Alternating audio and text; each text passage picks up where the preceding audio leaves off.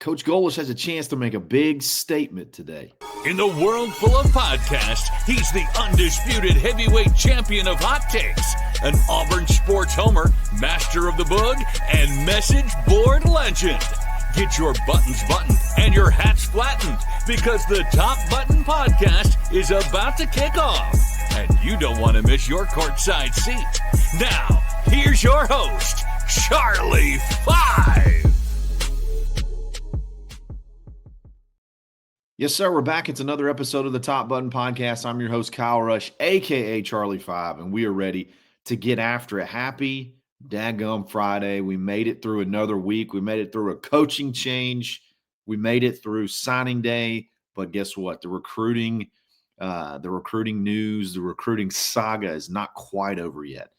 As Alex Golesh has a chance to make a big statement today, for sure with one, possibly with two guys. We're going to talk about what that is in just a second. Auburn had two portal losses, which I guess they're declaring their intent to enter the portal.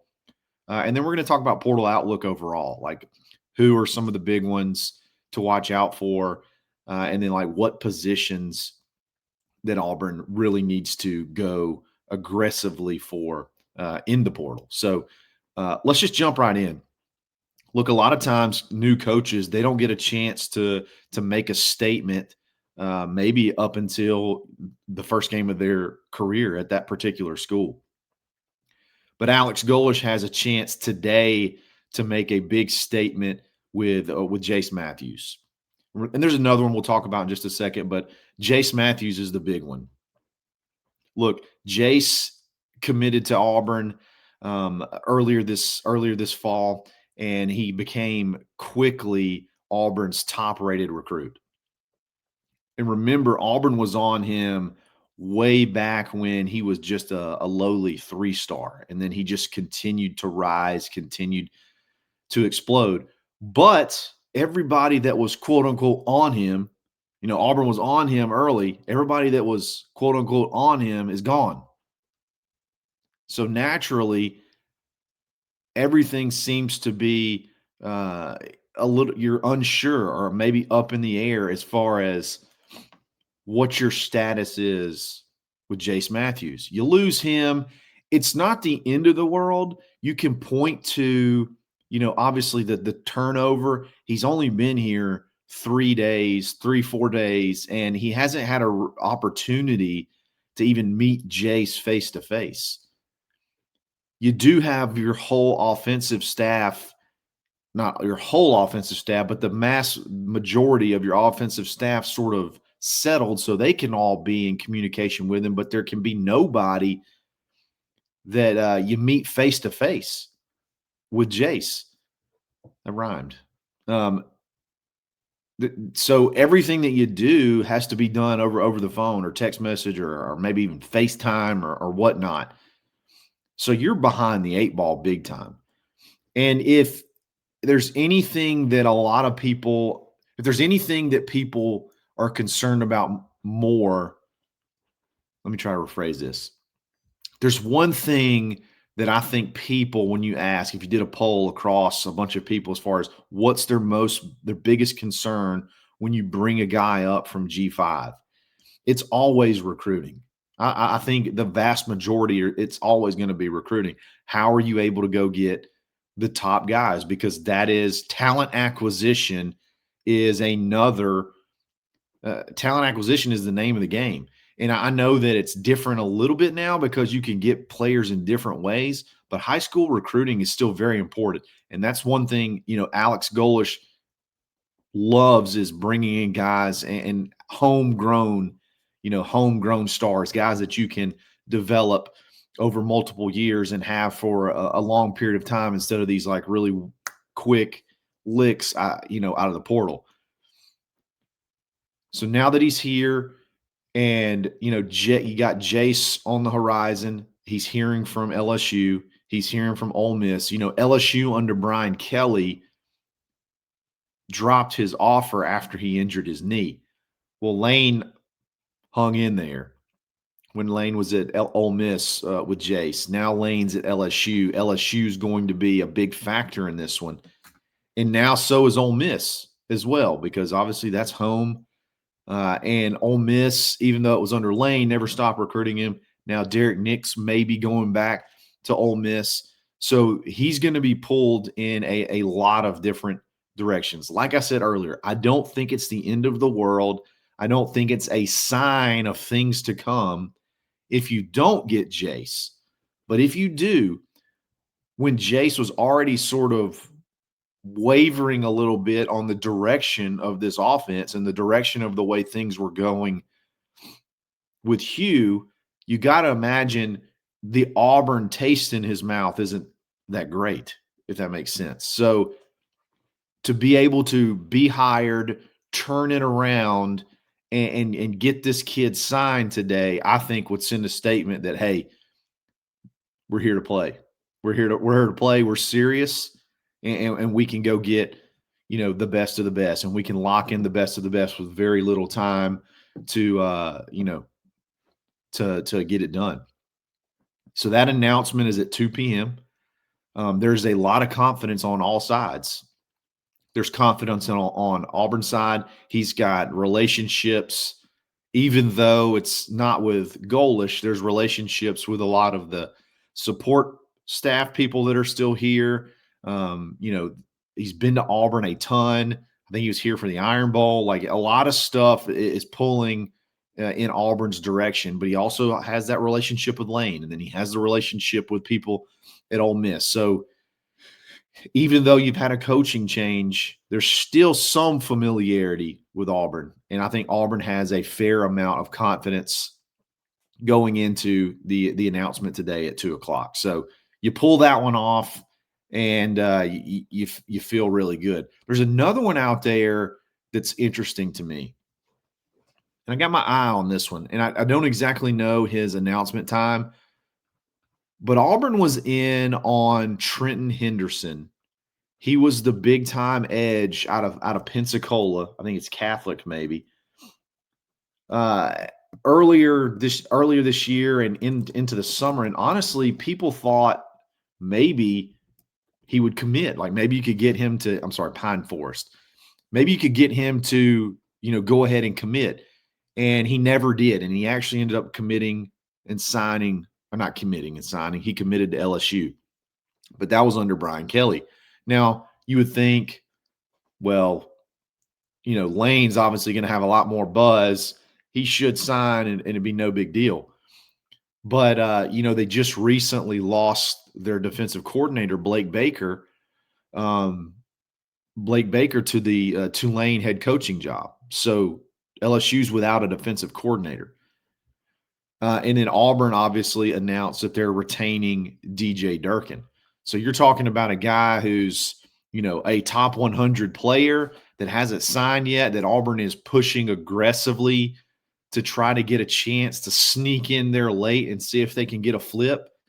That would be another one where you could make a huge statement. I think Florida State is also pouring it on late.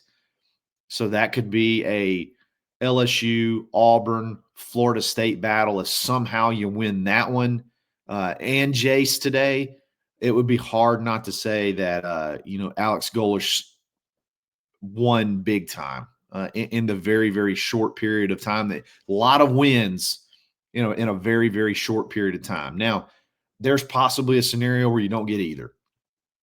And I don't think it means a thing. I don't think it means one thing whatsoever. Because again, we lost Rock Bellantoni was let go. That was Trenton's, primary guy when he was here. But again, DJ Durkin was retained. He's intrigued by the system, and you look at the production of the pass rushers like a Kieron Crawford. This guy is a body clone of Kieron Crawford. So could he come in and have a similar career? So there actually is, even though signing day was Wednesday, there's still a lot of action today. So let's see if Golesh can close on Jase at 2:00. I'm not sure the exact time Trenton Henderson announces. I don't even know if there is an announcement planned, but that should happen today as well. Man, if you could go 2-0 right there, or go 2 for 2, that would be a huge statement. So we'll talk about that, as it goes on. And I know recruiting is going to be something that everybody's going to be concerned about, just because we've had so much success until we actually start seeing recruiting wins. So other than Corey Wells, that was obviously a big win, but more consistent wins, and not just one, multiple. So we'll talk about that as the year goes on. And that 2027 class starts to kick off. That should start pretty much anytime. Really, I mean, I guess it could start now. So we'll talk about that. We're going to talk about the portal next. Auburn had 2 guys declare their interest to enter the portal. We'll talk about that in just a second. But before we do that, let's give a quick shout out to me, Kyle Rush, with Keller Williams Real Estate in Auburn, Opelika. Email me at kylerush@kw.com. I get multiple every single day. And what I love about it is it's a little bit of everything. Hey, I'm looking to buy land. Hey, I've always wanted to build a house. Can you help me with builders? Looking to invest. All those things I can help you with. Doesn't matter what your real estate need is. I can definitely help you. Even if it's hey, I'm just looking for a place to rent. I can help you, point you in the right direction there as well. So email me, or you can leave a voicemail at 334-245-3615. Would love to help you and your family find that dream home, sell that dream home, or build that dream home. Or again, invest in Auburn, Opelika. I can help there too. We'll be back right after this.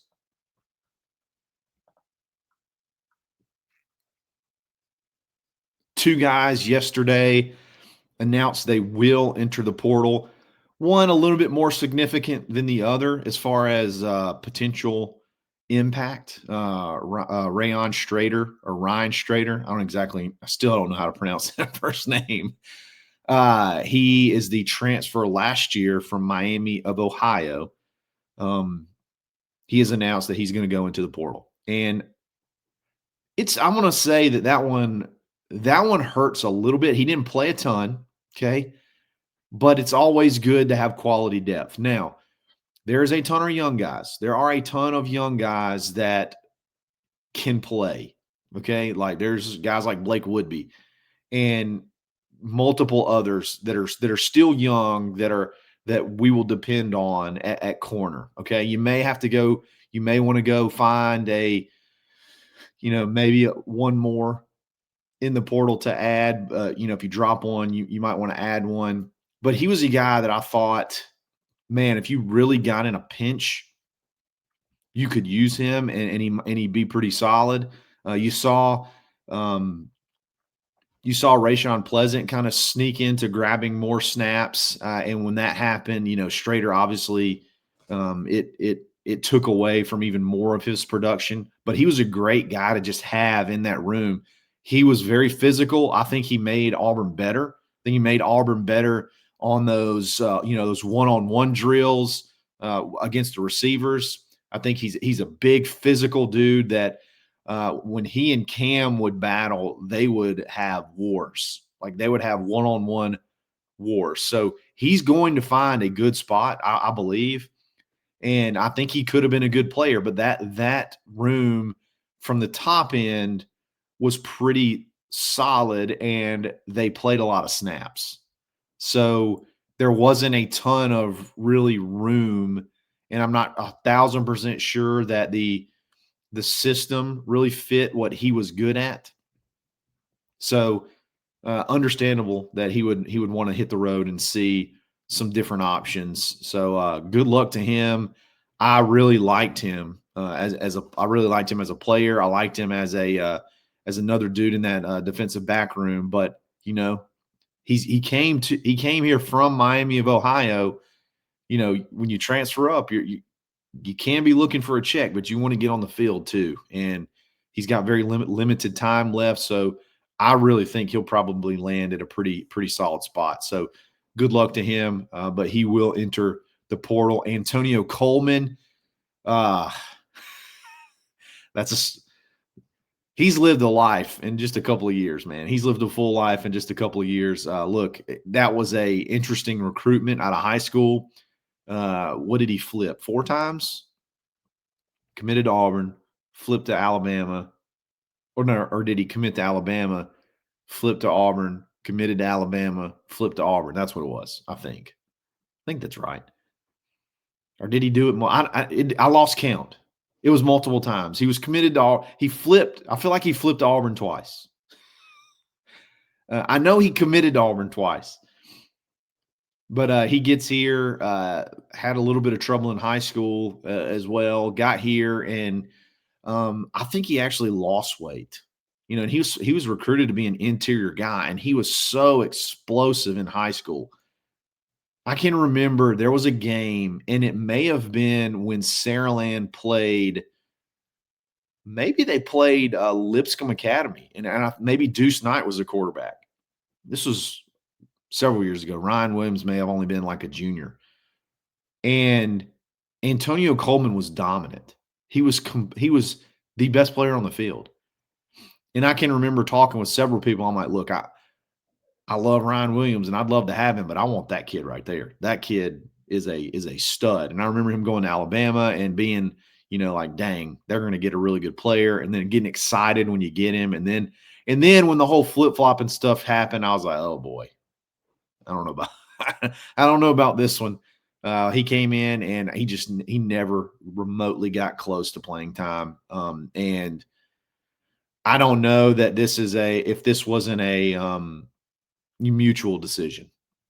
Well, and I'm putting mutual in quotation marks. You know where I'm going with that. That defensive line room has a lot of good young guys in it. And I think they're going to be just fine.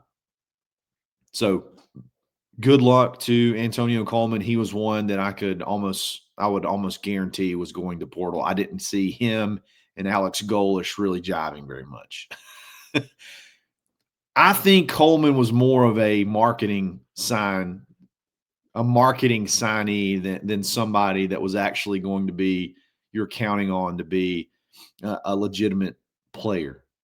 You know what I'm saying about that? Like that was all ranking, class ranking, stuff like that. And I don't know that I see Alex Golesh being that type of guy. So we may not have those type of guys added to the roster. Guys that you probably they're probably not going to play, but their rankings high and they'll boost that class ranking up. I don't think Golesh plays that way. So good luck to Antonio Coleman. I hope he finds a good spot. This is just the beginning. I mean, there's going to be more guys go into the portal. And, Auburn's fared pretty well as far as player retention. Now, they have not had to go really through a coaching change when the portal was at its peak, which is right now. They haven't really had to balance that, had that challenge. So it could open up a whole new level of intensity around keeping guys here. As far as additions go, obviously, you're going to lose a ton you're going to lose a ton on the offensive line. And I'm curious to see what happens with Xavier Chaplin, because obviously he had his issues here, whether it was false starts, whether it was, technique in general. But I got to look at the past staff and be like, man, was it on them? So can a new staff take him? He was obviously good at Virginia Tech. He was on big time draft boards. I'm not sure that he's on those draft boards in the first round anymore. So could you keep him and take this new staff and take that ball of clay and turn it into a really good left tackle? That one's going to be very, very interesting to watch. You have a bunch of guys that you've had in the program for quite some time, or do those guys fit what this offensive line, this offensive staff want to do? You got a guy like Tyler Johnson who's big and athletic, that's been waiting patiently. This will be his fourth year now going into this next season.